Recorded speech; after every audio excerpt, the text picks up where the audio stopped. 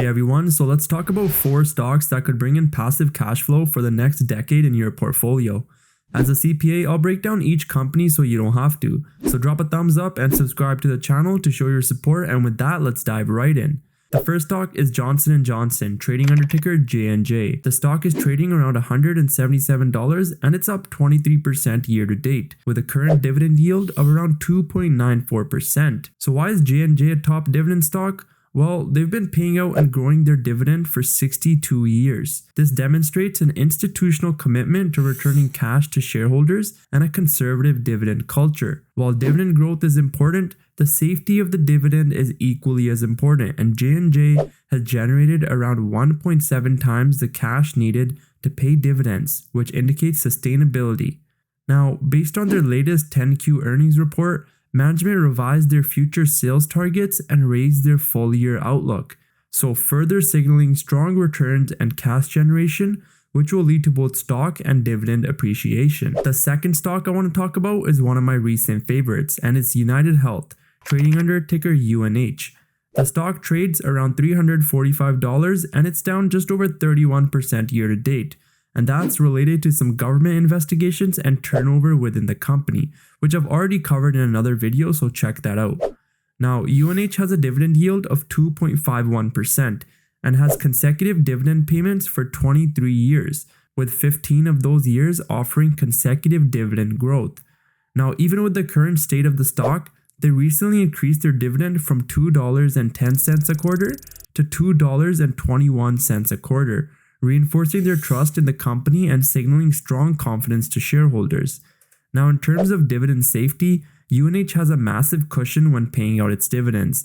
They generate about 2.75 times the cash needed to pay dividends, bringing their free cash flow payout ratio to around 31%. Now, this is a key reason they've been able to maintain their dividend while the stock has been under tremendous pressure. However, the company recently reaffirmed their fiscal year 2025 outlook, so investors should be happy with the company's upcoming results and should see some nice appreciation in their stock price. The third stock I want to cover is Verizon, trading under ticker VZ. The stock trades around $43 and it's up over 7% year to date. Now, Verizon has a dividend yield of 6.39% and has had consecutive dividend payments for 24 years. With 20 years of consecutive growth. So they've been rewarding shareholders for nearly 2 decades, offering stable and growing dividends. Now, looking at dividend safety, they generate about 1.68 times the cash needed to pay these dividends, offering some level of cushion for the company. This puts their free cash flow payout ratio at about 58% of their total cash flows. Now, while the telecommunications industry can be risky, Verizon is well positioned as a large key player to shape the space in the future. It's trading at a discount of just over 30% when comparing its trailing and forward PE ratio to the sector. So take advantage of the high yield while you still can. The fourth stock on my list is AbbVie, trading under the ticker ABBV. The stock trades around $218 and is up over 22% year to date, and boasts a robust dividend yield of approximately 2.98%, making it an attractive pick for income-focused investors. Now, AbbVie, a leader in the pharmaceutical industry, has a strong track record of delivering consistent and growing dividends for the past 11 years, showcasing its commitment to returning value to shareholders. When evaluating the safety of AbbVie's dividend, it's worth noting that the company generates 1.61 times the cash flow needed to comfortably cover its dividend payouts. This reinforces the reliability of its dividend and reduces concerns about sustainability.